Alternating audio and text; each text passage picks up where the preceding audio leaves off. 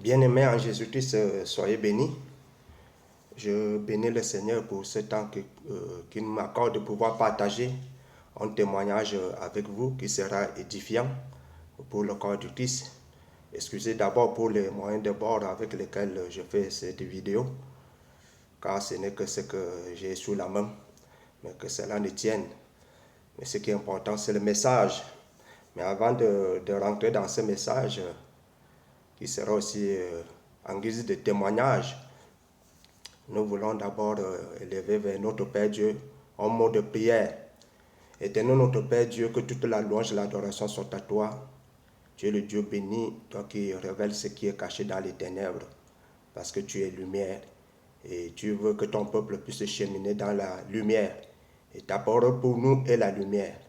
Je te bénis, je te rends grâce, Seigneur, pour ce moment que tu m'accordes de pouvoir partager avec les bien-aimés à travers le monde, Seigneur, ces messages pour leur édification, pour la délivrance d'un grand nombre. Tu le fais déjà à travers des bien-aimés aussi.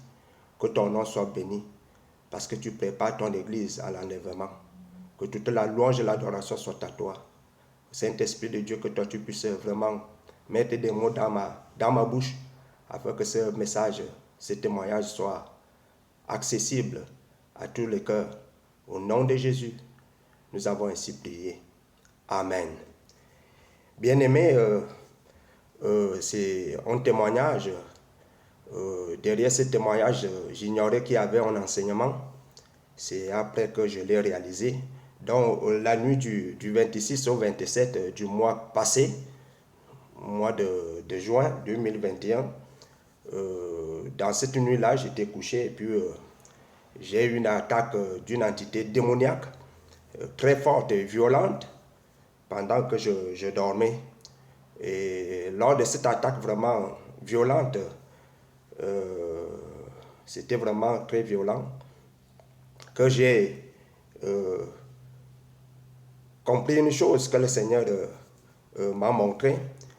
Ce qui est surprenant dans cette attaque, généralement lorsque nous sommes attaqués par ces entités démoniaques, parfois on sent vraiment que la présence, on sent l'écrasement, on sent l'étouffement, on sent tout ce que ces puissants des ténèbres veulent contre nous, mais rarement nous les voyons spirituellement. Mais là, le Seigneur a permis que je puisse voir cette entité démoniaque. Et qu'est-ce que je vois? Je vois cette entité démoniaque portant une perruque. Et l'aspect de ses yeux était comme un aveugle. Et ses yeux étaient retournés dans les orbites, ce qui fait que je pouvais voir que le blanc de l'œil. Et vous savez que certains aveugles sont vraiment les yeux fermés, mais d'autres, on ne voit que le blanc de l'œil.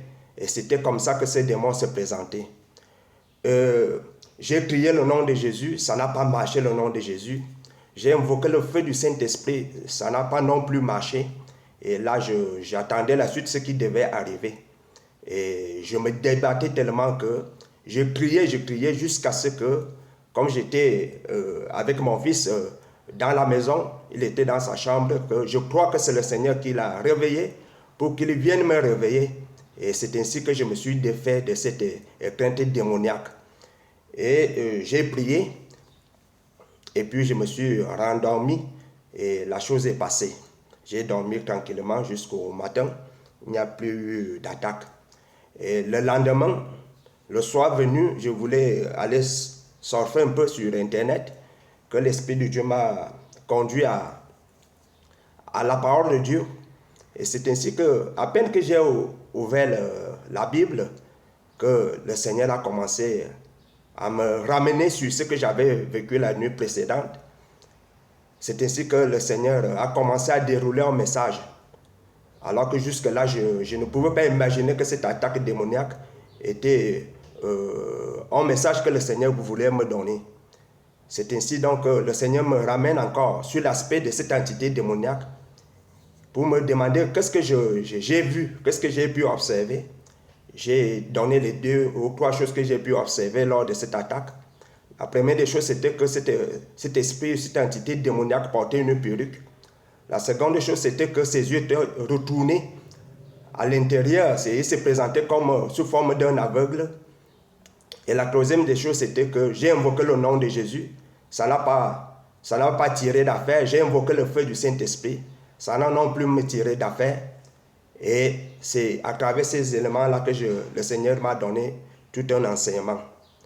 Donc, il m'a donc fait comprendre que c'est cette entité démoniaque en réalité qui est derrière les parures où nous ne pouvons pas dire que c'est des sœurs, mais aussi des frères, parce que vous allez comprendre quelque chose, une parenthèse que je vais ouvrir dans ce message, concernant aussi les parures, concernant les frères. Mais le Seigneur m'a fait comprendre que c'est cette entité démoniaque qui est derrière les parures, les faux cheveux et tout ce que vous savez.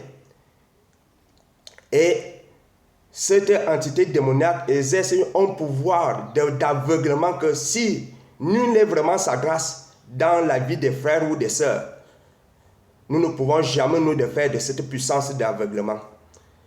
Cette puissance d'aveuglement va agir à deux endroits. Et cette puissance d'aveuglement va même agir avec une certaine subtilité que nous ne pouvons pas imaginer ce qui se cache en réalité derrière les parures. Comment agir donc sur cette puissance d'aveuglement? On peut prendre tout simplement l'exemple d'une sœur qui peut-être met encore les faux cheveux, les bijoux et tout ce que vous pouvez imaginer comme parure que la Bible interdit déjà dans les livres de 1 Timothée chapitre 2 verset 9 et aussi dans 1 Pierre 3 verset 3. La sœur qui met encore ses faux cheveux est sur la puissance d'aveuglement de cette entité démoniaque. Vous savez, bien aimé, lorsque un pêcheur va à la pêche, s'il jette directement son hameçon dans l'eau, sans le masquer par un appât, aucun poisson ne pourra mordre à cet hameçon, parce que le poisson voit clair, il voit bien les dangers, j'entends. Mais le pêcheur est toujours obligé de masquer l'hameçon avec un appât. Ce qui fait que le poisson ne va que voir l'appât qui constitue sa nourriture et puis qui va l'avaler et c'est comme ça que l'hameçon se retrouvera dans son ventre. Il sera sorti de l'eau. C'est exactement cette tactique que Satan utilise. Et comment on peut donc l'appliquer dans la vie des bien-aimées sœurs qui mettent encore ses parures? La sœur se voit à son niveau belle, elle s'apprécie elle-même et ça lui fait une certaine joie, un certain bonheur. Si cette sœur est mariée, la sœur peut être appréciée par son mari. Son mari l'apprécie, la voit bien jolie, belle, dans ses parures-là. Il peut aussi arriver que c'est même son entourage qui l'apprécie, qui lui jette des fleurs, qui l'agrémente derrière ses parures.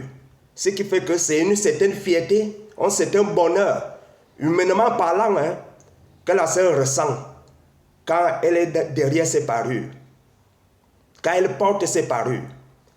Mais en réalité, c'est cette puissance de cette entité démoniaque qui suscite cette sorte de bonheur, de réjouissance lorsque la sœur porte les parures.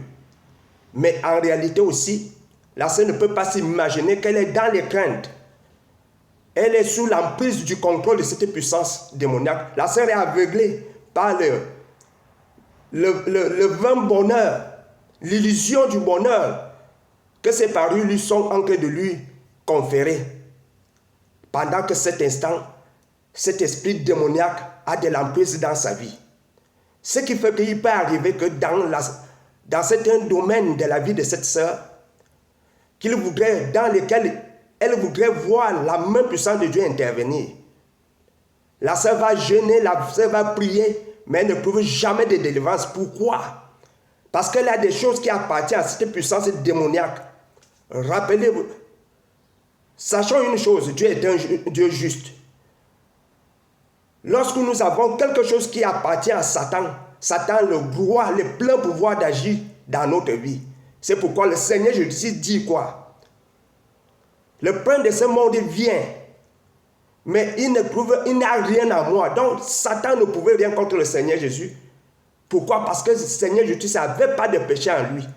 Et le péché donne le droit de plein pouvoir à Satan dans la vie de tout homme. C'est ainsi que la sœur peut passer des années et peut-être mourir sans voir la main de Dieu agir dans sa vie. Pourquoi? Parce que cette entité démoniaque a de plein pouvoir d'agir dans la vie de cette personne, de cette sœur. Tout simplement pourquoi? Parce que la sœur détient des choses qui appartiennent à cette entité démoniaque. Mais bien aimé, c'est ça. C'est ça. Et le Seigneur me fait donc comprendre que cela s'illustre par le fait que cette puissance démoniaque qui agissait avec violence sur moi, je ne pouvais pas m'en défaire. En son nom, parce que le nom de Jésus, quand il est invoqué, il nous apporte la délivrance. Il nous apporte la délivrance. Mais cette nuit-là, j'ai invoqué le nom de Jésus. Le nom de Jésus n'a pas agi. Pourquoi? Parce que dans ce message, qui ne me concernait pas justement, mais que j'ai compris que c'était le message pour le corps du Christ, ça voulait tout simplement dire que tant que nous avons quelque chose qui appartient à Satan, même si nous invoquons le nom de Jésus, il ne pourra pas agir du moment que nous détenons quelque chose qui appartient à l'ennemi, dont l'ennemi a le plein pouvoir dans notre vie, à cause justement de ces choses. Ces choses-là lui donnent le droit d'agir contre nous. Voilà le premier aspect. Il est aussi arrivé donc que le Seigneur a voulu que je puisse comprendre les choses. Avant de continuer, les yeux qui étaient retournés là, cet esprit qui se présentait comme un aveugle, c'est justement ce pouvoir-là d'aveuglement qu'il utilise pour manipuler. Pour manipuler. En réalité, un esprit n'est pas aveugle. Un esprit n'est pas aveugle. Mais tout simplement que, à travers ce regard, cette vision que j'ai eue, que cet esprit a été aveugle, ça démontrait, ça symbolisait tout simplement que son pouvoir d'aveuglement qu'il exerce sur des bien-aimés. Ce qui fait que on peut beau nous parler, mais du moment que nous sommes sur l'emprise de cet esprit, que nous détenons ces choses, il est loin pour nous de comprendre le message. Même tu es face à la parole de Dieu, tu lis sur ta Bible ce qui est écrit, mais tu trouves en toi des raisonnements, tu trouves en toi des forteresses, tu trouves en toi des excuses. Mais en réalité, ça ne vient pas de toi, c'est la puissance d'aveuglement que cet esprit est en train de manifester dans notre cœur, qui est en train d'agir ainsi. Mais bien aimé, le Seigneur est allé encore plus loin pour me montrer une chose. Ce pouvoir d'aveuglement est encore très subtil parce qu'en réalité, au final, ceux qui portent encore ces parures, en réalité, c'est une forme d'idolâtrie. Et le Seigneur dit qu'aucun idolâtre n'hériteront son royaume. C'est ce qui montre encore le fait que j'ai invoqué la puissance du Saint-Esprit, j'ai invoqué le nom du Seigneur sur cet esprit-là, mais cet esprit n'a pas lâché prise. Pourquoi? Aucun idolâtre ne verra le salut de Dieu. En réalité, si vous voulez, le Seigneur m'a montré que derrière ces choses-là, derrière les parures, les enfants de Dieu sont en train de rendre un culte à Satan, à cette entité démoniaque. Ça ne se fait pas par des mots, ça ne se fait pas par des paroles, mais le fait d'avoir ces choses dans notre vie, c'est une adoration à Satan, c'est une adoration à cette entité. Je vais utiliser les mots pour illustrer la pensée que le Seigneur m'a donnée. Prenons encore l'exemple d'une sœur qui est encore dans les parures. La sœur se dit que, regarde, Satan, Dieu ne m'a pas donné ces cheveux. Mais avec ces cheveux, je me sens bien. Je me sens belle. Mon mari m'apprécie. Mon entourage m'apprécie. Si toi, tu ne faisais pas ces faux cheveux, je ne serais pas. Je ne connaîtrais jamais ce bonheur. C'est grâce à toi que je vis ce bonheur. Que je vis cette appréciation de mon mari. Que je vis cette appréciation de mon entourage. Alors que mon Dieu m'a créé.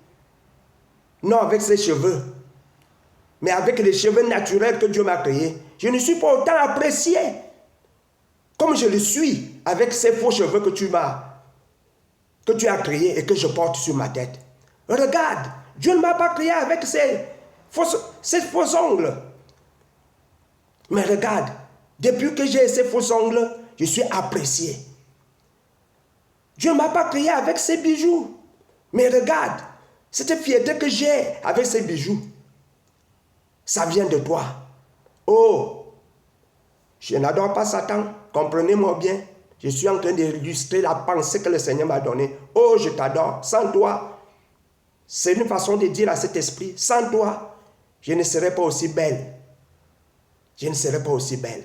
C'est grâce à toutes ces choses que tu as créées, que tu as mis à ma disposition, que je me sens mise en valeur, que je me sens apprécié. Oh, que l'adoration, que ça revienne à toi. Le Dieu qui est mon créateur, il m'a vraiment mal créé. Il m'a vraiment mal créé. Et je crois qu'il ne m'aime pas. S'il a voulu que je puisse éprouver ce bonheur, il m'aurait créé comme tu es en train de le faire, avec ces fausses choses que tu es en train de me donner. Les parures, c'est ce qui me rend belle, c'est ce qui me rend heureuse. C'est ça, mes bien-aimés, c'est ce que ça signifie. C'est ce que ça signifie. Voilà la pensée que le Seigneur m'a donnée. C'est ce que ça signifie en réalité. Mais ça ne se fait pas, ça ne se dit pas avec des mots. Mais c'est une adoration sournoise, subtile, mais qui s'élève spirituellement à l'égard de cette entité démoniaque. Ce qui fait que, comme les gens pensent que, est-ce que c'est seulement pour une perruque, ou bien pour les mèches, ou bien pour les bijoux, que Dieu me jettera en enfer? Je ne crois pas que c'est justement ça. Mais derrière ça, il y a une adoration. Si Dieu dit quelque chose dans sa parole, nous devons lui faire confiance.